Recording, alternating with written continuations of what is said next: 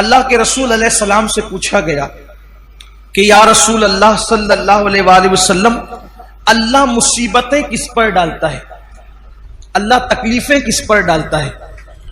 تو میرے آقا علیہ السلام نے فرمایا سب سے بڑی آزمائش اور مصیبت اگر کسی پر آتی ہے تو وہ پہلے انبیاء کرام پر آتی ہے۔ انبیاء سے بڑھ کر کوئی مصیبت میں نہیں رہتا۔ ہم لوگ کسی پر مصیبت دیکھتے ہیں تو بولتے او یہ تو اس کو کیے کہ سزا مل رہی۔ اگر کسی کو کوڑ ہو جائے،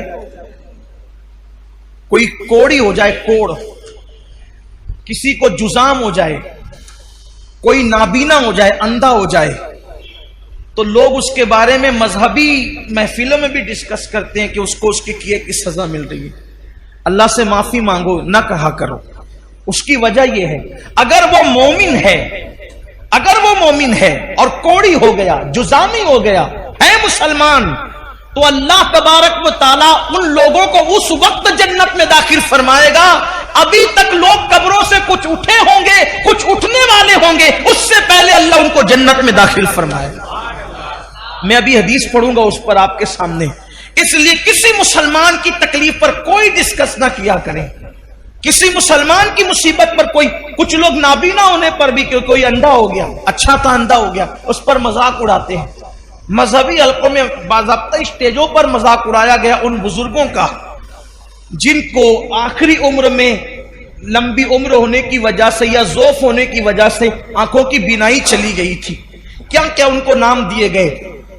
حالانکہ لوگ یہ بھول گئے کہ حبر الامہ، رئیس المفسرین سیدنا عبداللہ ابن عباس رضی اللہ تعالیٰ عنہ بھی آخری عمر میں نابینا ہو گئے تھے۔ لوگ کہتے ہیں اپنے کیے کی سزا بھگت رہے، میں کہتا ہوں ابن عباس نے کیا کیا تھا۔ حضرت جابر ابن عبداللہ انصاری جن کے گھر حضور علیہ السلام کی دعوت مشہور ہے، آخری عمر میں وہ نابینا ہو گئے تھے۔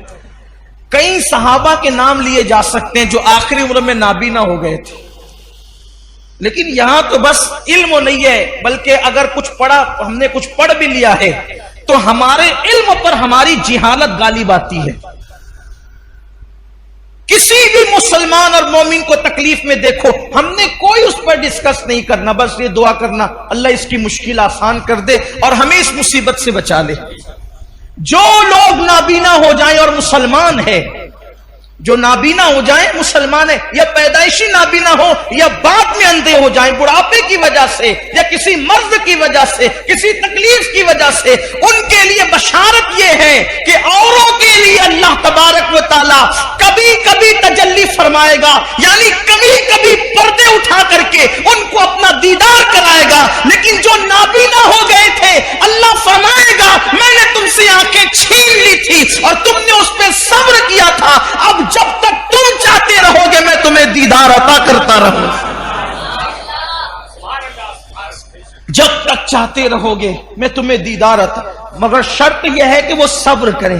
دیکھو مصیبت آئے تو صبر شرط ہے۔ جو مصیبت میں واویلا کرے ناکام ہے، مصیبت میں شکوہ کرے ناکام ہے، مصیبت میں شکایت کرے ناکام ہے، لیکن جو صبر کرے، صبر اصل چیز ہے۔ صبر، سارے انعامات اس وقت ملیں گے جب وہ صبر کرے۔ آقا علیہ السلام نے فرمایا سب سے زیادہ مصیبت نبیوں پر آتی ہے، پھر جو نبیوں سے قریب ہوتے ہیں ان پر آتی ہے، پھر جو ان سے قریب ہوتے ہیں ان پر آتی ہے۔ یعنی مصیبتیں ہیں کس کے لیے؟ بلکہ ایک حدیث پاک یہ بھی ہے، اللہ کے رسول علیہ السلام وضو کر رہے تھے، یہاں پر تھوڑا عشق رسول کا باب بھی کھلے گا، واہ ہوگا، عشق رسول کا باب بھی واہ ہوگا، اور ہم دیکھیں گے کہ ہم میں کون عاشق رسول ہے۔ حضور علیہ السلام وضو فرما رہے تھے اور پانی حضور علیہ السلام کے وضو کا ڈھلان کی طرف بہ رہا تھا، وضو کا پانی ڈھلان کی طرف بہ رہا تھا۔ ایک صحابی تھے وہاں موجود، انہوں نے عرض کیا یا رسول اللہ صلی اللہ علیہ وآلہ وسلم میں آپ سے عشق کرتا ہوں، محبت کرتا ہوں آپ سے۔ حضور نے فرمایا صلی اللہ علیہ وآلہ وسلم کیا کہا تم نے؟ حضور میں آپ سے عشق کرتا ہوں۔ کریم آقا جس کے کان لال کرامت ہے، دور و نزدیک کے سننے والے وہ کان، کان لعلے کرامت پہ لاکھوں سلام۔ حضور علیہ السلام نے تیسری بار پوچھا کیا کہا تم نے؟ حضور میں آپ سے عشق کرتا ہوں۔ آقا فرماتے ہیں تو اگر تو واقعی مجھ سے عشق کرتا ہے تو مصیبت اور آزمائشوں کے لیے تیار ہو جا، کیونکہ جو ہم سے عشق کرتا ہے اللہ اس پر مصیبتوں کے دروازے کھول دیتا ہے، اللہ اس پر تکلیفوں کے دروازے کھول دیتا ہے۔ ہم سے محبت کرنے والوں پر آزمائش اور مصیبتوں کے دروازے اتنی تیزی سے کھلتے ہیں اور مصیبتیں اس کے پاس اتنی تیزی سے بھاگ بھاگ کر آتی ہے، جیسے یہ وضو کا پانی تیزی سے ڈھلان کی طرف گر رہا ہے ویسے مصیبتیں تیزی سے اس کے پاس آتی ہے۔ اب آپ مجھے بتائیں، جب ہم عاشق ہی بنے ہیں، جب ہم نے عشق کا دعویٰ ہی کیا ہے تو پھر ہم مصیبتوں سے گھبراتے کیوں ہیں؟ ہم بلاؤں سے گھبراتے کیوں ہیں؟ اس لیے کہ مصیبتیں تو عاشقوں کے لیے ہے، مصیبتیں تو محبوب سے محبت کرنے والوں کے لیے۔ آپ دیکھیں، جس کو ہم مشکل کشا کہتے ہیں، پوری زندگی مشکل میں گزری، جس کو ابن مشکل کشا کہتے ہیں، اے دل بگیر دامن سلطان اولیاء یعنی حسین ابن علی جان اولیاء، پھر ان کی مصیبتیں دیکھ لیں، پھر سیدہ زینب پاک کی مصیبتیں دیکھ لیں، پھر جناب غازی عباس کی مصیبتیں دیکھ لیں، پھر اسی طریقے سے اونا محمد کی مصیبتیں دیکھ لیں، پھر سیدہ سکینہ کی مصیبتیں دیکھ لیں، اسی طریقے سے جو ہے اللہ اکبر سیدہ بی بی پاک سیدہ فاطمہ الزہرا کی ان کی خود کی مصیبتیں دیکھ لیں۔ ہمارے بزرگوں نے فرمایا 40 راتیں کسی پر ایسے گزر جائے، 40 راتیں کسی پر ایسے گزر جائے کہ اس پر کوئی مصیبت نہ آئے، وہ اپنے ایمان کی خیر منائے، وہ اپنے ایمان کا احتساب کرے 40 دن کے اندر۔ اب اس کو امام اہل سنت نے بہت خوبصورت انداز سے مزین کیا، فرمایا 40 راتوں میں تینوں میں سے کوئی ایک آنا چاہیے، علت، عین سے علت، اور سے قلت، وال سے ذلت، علت قلت ذلت، 40 راتوں میں سے ایک مقام ایسا آنا چاہیے کوئی ایک رات میں، علت یا تو بیمار پڑ جائے، سر دردی ہو یا بخار آ جائے، کوئی بیماری ہو، پیر ہی دکھے، کانٹا ہی چبھے، کوئی نہ کوئی بیماری آ جائے۔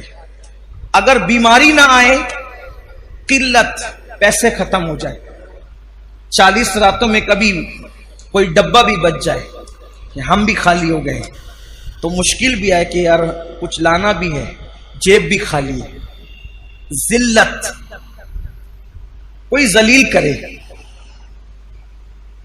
دیکھو اب یہاں اپنے ذوق کے مطابق بات کرنا چاہتا ہوں، کوئی عاشق ہو اور ذلیل نہ ہو، مجھے اس کے عشق میں شک ہے۔ کیوں؟ اس لیے کہ دیوانہ ہی تو ذلیل ہوتا ہے،